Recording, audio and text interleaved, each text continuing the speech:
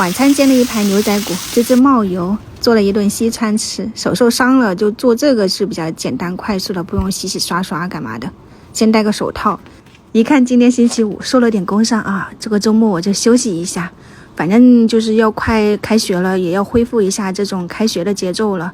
先剪了2个吐司，放到空气炸锅里面给它烤酥，是180度，好像我是定了10分钟左右啊。牛仔骨是去超市买的，它这种是腌制好的。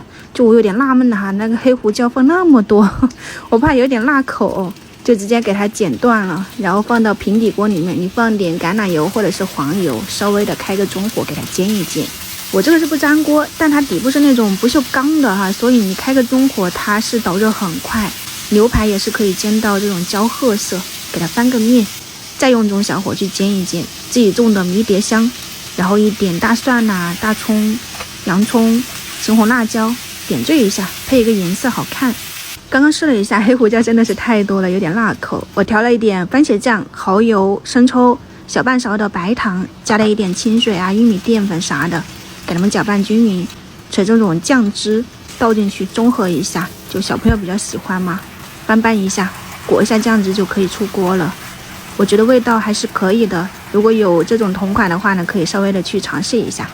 另一边灶台我是准备来做一个奶油蘑菇汤的，融化一下黄油，放入洋葱啊、火腿片，然后一点口菇，给它翻拌均匀。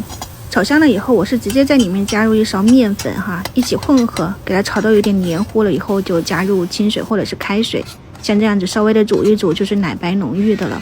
抹上一点点黑胡椒粉，少量的食用盐，然后再倒入一点淡奶油进去，稍微的试一下咸淡哦。基本上这个奶油蘑菇汤就煮好了。表面可以撒一点干的叶子，什么罗勒叶啊，然后葱花都是可以的。放上一点那个甜玉米粒在里面，搞好的吐司金黄酥脆，配着奶油蘑菇汤，挺好喝的哈。我觉得和西餐厅也没啥区别。